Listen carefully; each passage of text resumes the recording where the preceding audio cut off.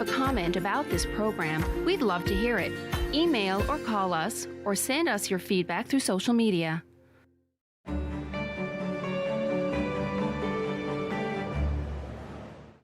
Was that 4 or 5? He's lost count and still thinks he can drive.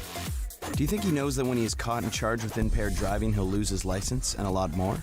If he gets in his car, he'll face costs exceeding $20,000. Does he realize he could have a criminal record for his choice to drive? And it could be much worse if he crashes. I wonder what he'll be thinking tomorrow. Have a Holden 115. Visit ArriveAlive.org to find out more. Arrive Alive. Drive sober. What's up, Doc? Well, don't have to tell me twice.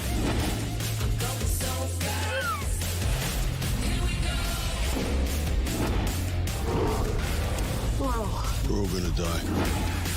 I'm a cartoon? Whoa.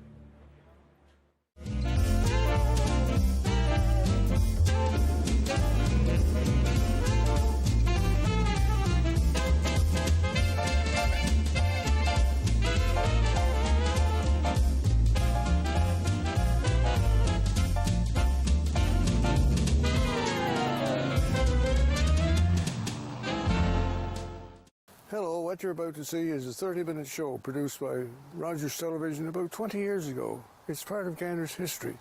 Have a look. Last time we talked about a lot of things that happened in Gander, and at the conclusion of that program, I sort of hinted that we're going to have a very interesting story on this program, and we're going to. But before we get to that, Betty, I want to ask you about aircraft shelters, or bomb shelters, or whatever they call it, because most people don't associate that type of thing with Gander back then, that there were such a thing as a bomb shelter. There were air raid shelters. Or air raid shelters, they referred to them as. Yeah, there was, my brother tells me there was one between Gander Inn and Eastbound Inn, but I don't remember that one. And Jim Strong, I was asking Jim Strong about it, and he was telling me that there was one down around Edmonds Pond. The one I remember in my mind's eye is the one that was across from the old laundry in the civilian days. And that was also an operations building in the war days, and it was pretty well underground. All that was above the ground was a bit of a peaked roof, and that was camouflaged. But I remember one night being called during the night and told to get out of the house and get aboard the bus. You were a child then? I think that was probably 1942, 43, because before October of 43, because my brother was born in 43, and I don't remember a baby being with us. I just remember... How old were you then? I was, well, I was born in 37, so I was about 5 years old.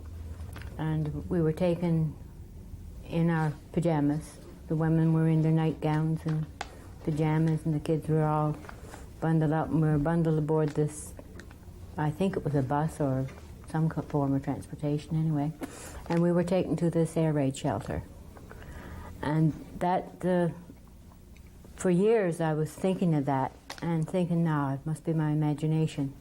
So one day I ran into Jim Strong and I said, Jim, were we ever taken out, because Jim lived in the same building as I did, you see, down on the RAF. I said, Jim, were we ever taken out in an air raid, on an air raid in the middle of the night And he said, can you remember that? And I said, yes, boy, I can vaguely remember it. Yes, he said, we were. But now he tells me we were taken down to Deadman's Pond. There was an air raid shelter just before you got to Deadman's Pond. But I don't remember that one at all. Deadman's Pond to me was fun and games, so. Yes, but you remember when you got there, the place was full of people, wasn't it? The place was full of people. There was a number of people because it was a long, I remember this long thing, and we were down towards the back with just a shelf to sit on, sort of. People told me that there were scares, of course, similar to this, and it's probably one of the cases that you're referring to now. But I didn't know about people, as you're describing, being hauled out in the middle of the night and carried away to safety. Yeah, we were, which was, it was the side of the war that we as children weren't used to, because once we get over the initial scare of everything, then the war for us became fun and games almost, because we were all treated so good. And of course, I remember that. Yeah, of course, this was during the war, and Gander was a base, the largest RCF base ever. Yeah. And there were lots of valuable things here, so they had to protect them. And one of the ways they protected them was with machine gun nests and so on. Yes. And you'll remember one of these, I believe, on the Army side. I remember playing in these on the Army side in the civilian days, because after we came back to Gander, we moved down to the Army side, Building 19 down on the Army side. And right behind where Dad had his gardens and that, there was these anti-aircraft establishments of some kind. I know you got down through the roof, and once you got in them, then they were laid out, and there was a couple of bunks there where the men would have had slept and things like that. As Clive was telling us last week of the anti-aircraft sites and so on, but of course in addition to that there were machine gun sites as well. Yeah, this I would think would have been a machine gun site, because it was too small for the anti-aircraft, and it was all camouflage. Now whether there was a gun mounted on the top where we as children used to go down, because there were peepholes that you could see out through and stuff like that. So and I can remember about 3 of them, and then there was the big concrete building there, which had all kinds of wires in it, so that probably would have been some kind of communications. Clyde, you said you remember after the war, when someone made the announcement that the war was over, all of the anti-aircraft batteries fired off their guns. Yeah, all kinds of blasts in the sky. Yeah. They just opened up with everything, and it was boom, boom, boom all over the place. So how long did that go on? I don't really recall, but I would suspect minutes. But you knew why they were doing it, I suppose, did you? I mean, why they were firing? Not at that time, no, but word quickly got around. Yeah. Yes. Yeah. Probably your initial reaction was they were firing at aircraft again. Yeah. Where would you have been at the time? Near? I going to can't school or in recall, school, but probably in school. Yeah. I don't know. I really couldn't say for sure.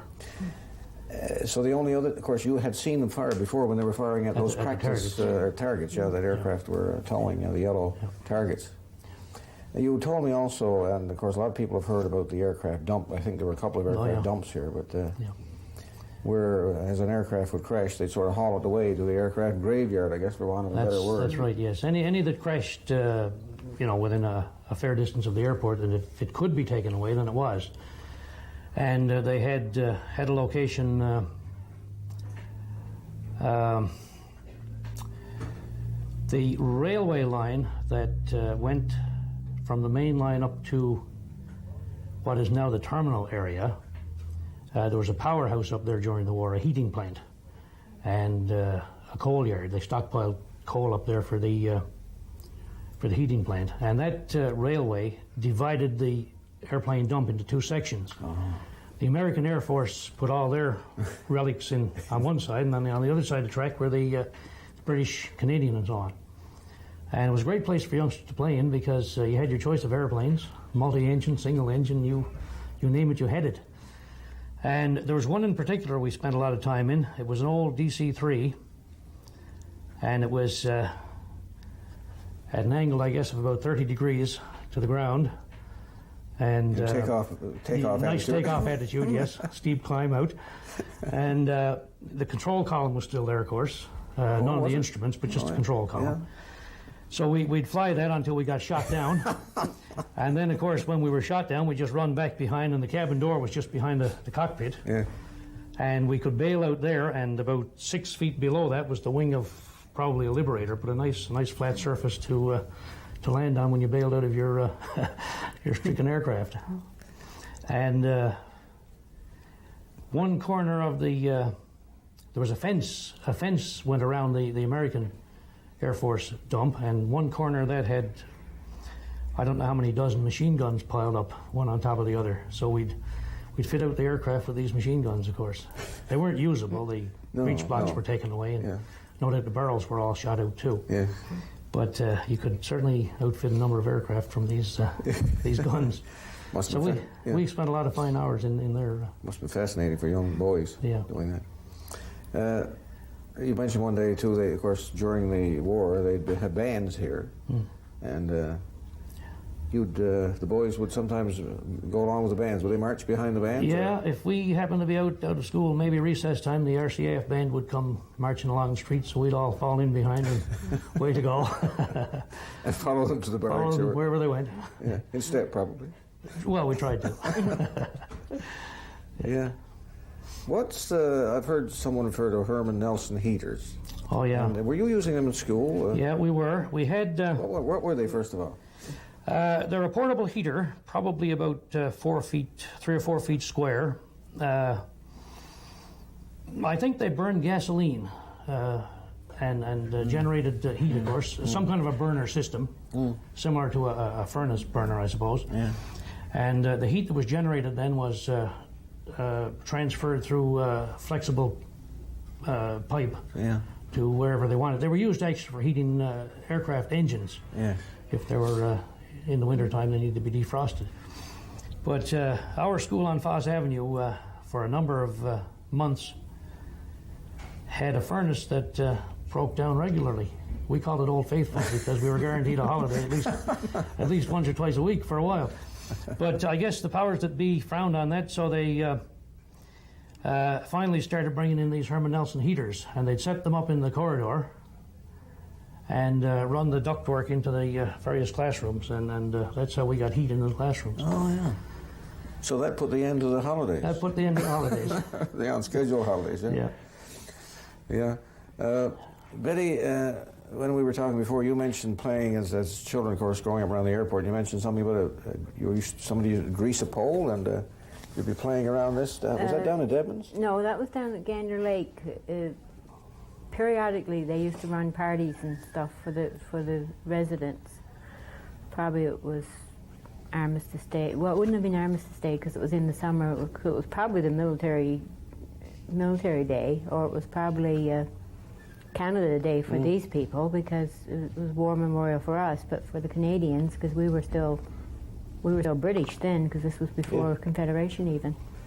But I know one of the games that was played was that two men would dress in bathing suits, and they had a pole mounted at the end of the wharf, and it would stick out the wharf, and it would stick out like this. And the game was to go out on this greased pole and wrestle. Oh. And that must have been that was fascinating to watch. Yeah. There was always So the first 5 or 6 of them that, 5 or 6 teams that would do this. Oh, yeah. So the object was to stay on the pole. Stay on the pole, and the object was to get the other guy in the water. How they got the grease off after landing in Gander Lake, I don't know. Because Gander Lake was cold. Yes, for sure. You've told me a lot of interesting things. One I found rather interesting was the fact that your father, Charlie Lush, of course, who was a cook and a chef, had actually prepared a meal in Gander for the Honourable Winston Churchill. Yes, he did. I don't know what Winston Churchill was doing over here. I don't know whether it was when they were in Placentia Bay or not for the signing, but or whether it was just one of the trips through, because I think he had visited here a few times, being a ferry command place. But I remember him telling me that he had cooked North Atlantic salmon and Duchess potatoes, because the word Duchess potatoes represented royalty to me. Yes, I bet the Prime Minister liked it, or at least Mr. Churchill was Prime Minister at the time, of course. He probably did. That was quite an experience, wasn't it? Yeah. Well, there was all kinds of people coming through here in the war days. You know, and then, of course, after that, you got all the Hollywood people that used to come through here, too. There must have been a lot of security there because, I mean, there were all kinds of people trying to kill Churchill during the war, yes, spies and that, so there must have been a lot of security and checking everything. Oh, there was a lot of security around when any of the officials like that were, any of the war officials that came around, there was a lot of security. And you remember, everywhere. You remember the piggery, of course, and Joey's piggery. Joey's piggery, yeah. And you'd be going down around there as children, I guess. And, yeah, we'd go down there, Luke and myself. And, well, there weren't that many girls where I was, so I hung out a lot with the boys. Yes. So when Clyde talks about playing in the aircraft, it wasn't just boys. Oh, you did it as well. So, what was but the piggery was on the way down to, well, you would recognize it now as on the way to Deadman's Pond. Yes. But Joey was very protective. He didn't like us bothering his pigs. So he would chase you away? Oh, he would chase us away, Would he? yes. Oh, yes. Well. We weren't allowed near his pigs. He would chase us all away. So you remember being chased away by the former premier? By the premier. Premier chased me away more than once. Yes. On a sadder note, of course, there's a street in Gander called after Gilmore, Joe Gilmore. And when you were a young girl, I know that he was killed, and you were one of the attendees at his funeral. Yes. I don't remember so much about the church, but I remember in the cemetery. I remember them burying him, and of course why the cemetery would be, I suppose, because Betty and I used to play a lot around the cemetery because it was en route to Betty's house out at the transmitters. That was the Commonwealth. The Commonwealth, yeah, cemetery. the old, what we call the old cemetery now. Yes. But yeah, I remember him being buried. Clyde, tell me about, I mean, I used to drink cod liver oil when I was growing up, but I didn't like it. But you told me something about a contest. I can't believe that you had a contest drinking cod liver oil. Yeah, we did, and I won it too, by the way. Yeah, very good friend of mine. His father was the caretaker of the school on Foss Avenue, and his apartment was attached to the school. It was at the back. And of course, back in those days, they gave everybody their cod liver oil in the morning. That went on for a while all over the province, of course. And of course, living in the school, he had access to the supplies. So for whatever reason, we decided one day we'd see who could drink the most cod liver oil. And that's what we did. Well, now, we didn't drink an awful lot, maybe half a bottle or a quarter of a bottle or whatever, but we did have a cod oil drinking contest. So what was the prize? There was no prize. I guess coming out of it without getting sick, probably. What stuff kids would do. You remember, too, taking French classes in the caboose. Tell me about that. Oh, yeah. One of the rooms in the school on Foss Avenue was a long, narrow place, I suppose probably about 20, 30 feet long and about as wide as a railway car. Just wide enough for 2 rows of desks and a small aisle up the middle, hence the name caboose. And that's where we did our French classes. We left our homeroom, if you will, and went out there for French classes. Wow. I want to get back to Betty because we talked to on the last program about something, and I ended up the last program by saying something, and at the beginning of this program, referencing something which we're going to talk about tonight, and I found it to be a fascinating story. So I'm going to ask you, Betty, were you ever in jail?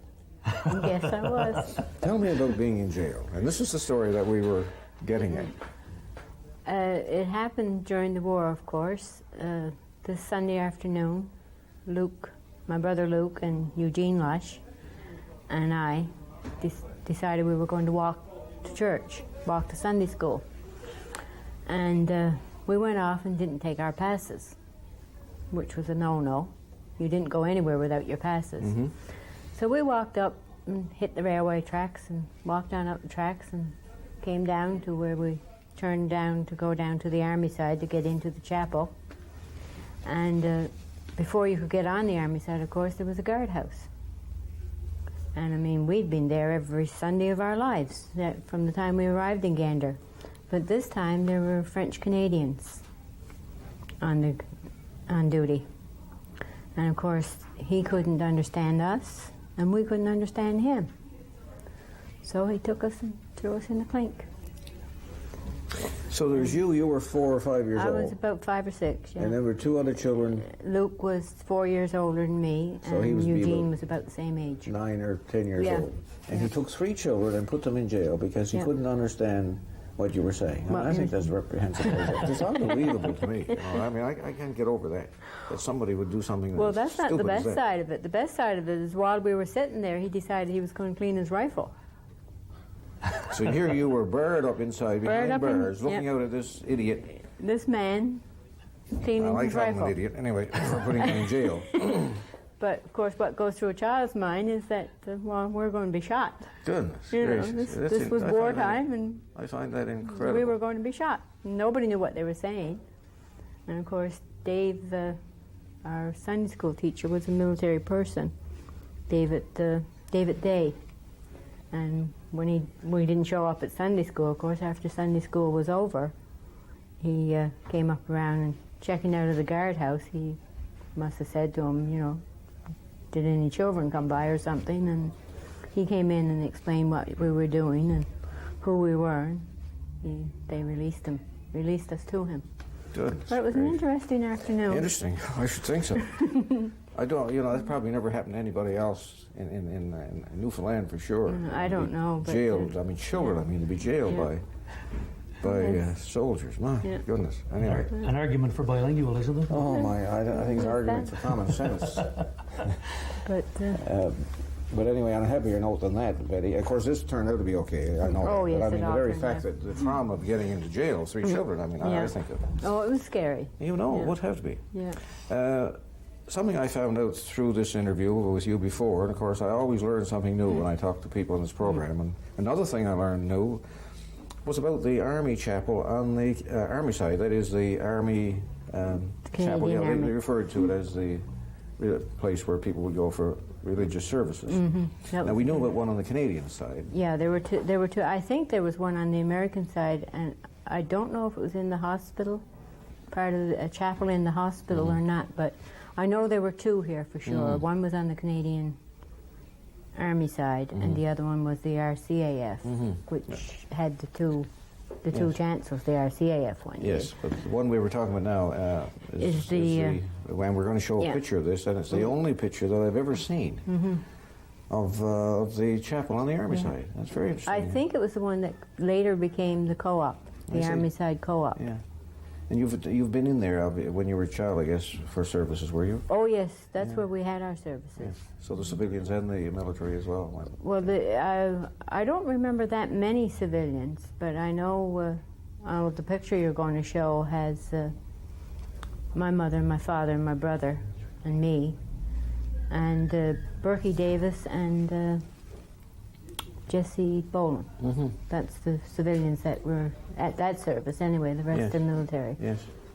But they were, and that was the chapel we also had Sunday school in. Oh, I see. Yes. That's where I was heading the day they threw me in the clink. Goodness gracious. Oh my, Clyde.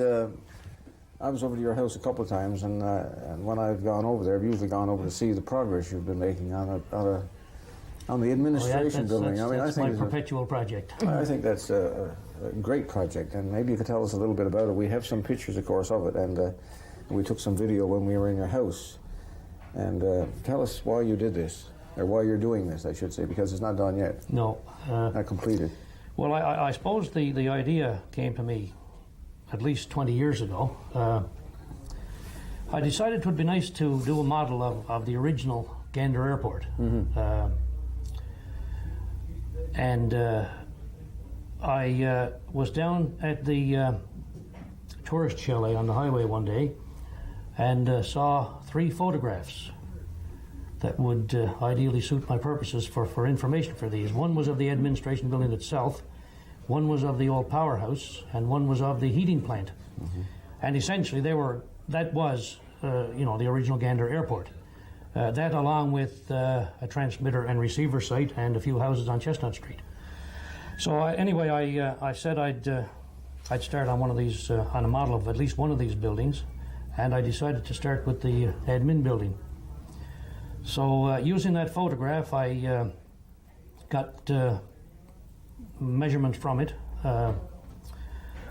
And also at that time, having been into model airplane building on a 1/72 scale, and I discovered that model railroad houses and buildings and so on are of a 1/84 scale, which is very close. So that gave me a good start, and I got the windows, model railroad windows, in a 1/84 scale, and having got the materials together, then I started to work on the project. It's been slow going. It's not finished. It won't be for a while. But I should mention, though, Frank, every now and again something happens to spur me on, and since we talked last week, I've got another section of the side finished. Wonderful.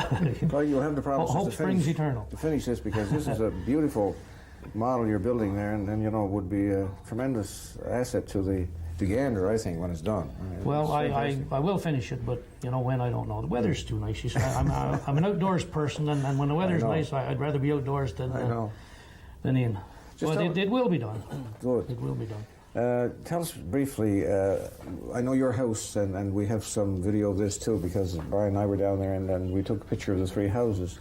And those three houses were all built from one, which was... one airport building, yes. The old meteorological staff house on the RCAF side of the airport during the war. Mm-hmm. After the war, of course, Crown Assets took over all these airport buildings and sold them to interested parties. And quite a number of people who eventually built on Gander built with materials from these buildings. So you had enough to build the three houses? Yeah, our building was about 150 feet long by 50 feet wide, and it was 2-story. And out of that building, we got enough for 3 bungalows. And I guess we sold enough materials to offset the cost of trucking the stuff and so on. Great story. Yeah, and a lot of homes on the in the present town of Gander have been built from these buildings. Yes, great. It was a ready source of building material. It wasn't it? Yes. Your first job was, I believe, in one of the first gas stations on the airport. Yeah. I guess probably the year I graduated, grade 11. I went to work with, I believe it was Leo Lannon. He had had a service station. It wasn't called a service station then, it was called a garage. Yeah. But he had a garage on the American Air Force side of the airport. Yes. And I worked for him for a while, a couple of months, I suppose, pumping gas. Yeah. And then there was no shortage of jobs back then. You could, because within a very short time I found out that the Department of Transport surveyors were going to lengthen the runways, and they wanted survey crews. So in the interest of more pay, I left the gas pumping and went to the survey crew. So that was my second job. So you went on there to the weather office, I believe, was it? No, from there I went with Seaboard and Western Airlines as well, they called us operations agents. Yes. We had a bunch of jobs. We flight planned, and that involved calculating the en route time for the aircraft. Our aircraft flew, generally speaking, from here to Shannon and Frankfurt, Shannon, Ireland, and then Frankfurt. So we had to calculate their time en route, how much gas they'd need, and so on. And in addition, when they were in the air, we had to keep track of their progress. We plotted an hourly, in those days they reported hourly position reports, and we had to keep track of those on a chart. There were various documents required to clear aircraft crews through immigration, so we had to have these prepared and get the crew through immigration. And anything else, of course, that was involved in the... And there you went on the weather office. And from there I went to the weather office. And I know that most people know you as a retired teacher and assistant principal and so on, or vice principal. And yeah, well, from the airlines I went to the weather office, and I spent 4 years in the Arctic with the weather service, earning enough money to come back and... Go back to university. And I did that. Yeah. And in 71 then I went teaching with the Terra Nova School Board here. Yes. Now you're happily retired. I retired about 6 years ago. Yeah, and wonderful, and doing a lot of things, I know, because you're involved with the Scouts and a lot of other organizations. Betty, I wanted to finish off by talking to you briefly about your positions, because I know we have an interesting picture here. One of the first pictures, I think, was taken down in the where you worked first, and maybe you could tell us about this picture. It's a picture in the Royal Bank, I believe, wasn't it? Yeah, my first job was with Toitmans after I came out of grade 11. but I was only there for the summer months, and then in September I went with the Royal Bank, and that was to be my career. And the manager at that time was Jack Austin. Yeah, who's in the middle in the front row. He's in the middle there in the front row. And you're in the front row on the far right. On the far end there, and Kathy Saunders and Olive Bailey is there. We had 3 Upalong boys from Canada, and Jack Austin and Greg Canning, Baxter Gill, and myself and Barbara White, and we were the only bank in Gander. We were operating at that time out in the eastbound end, the end of the eastbound end. Yes. And in that school book, you'll see the Royal Bank sign is still there. But later it became a classroom for, I think it was grade 4s, I'm not sure. But when we moved out, the school people went in. And then, of course, we opened our bank in Gander, the Royal Bank in Gander, which is there by the co-op now. Yeah. Well, Toitman's, co-op bought Toitman's, and... You've both been fascinating guests, and I've really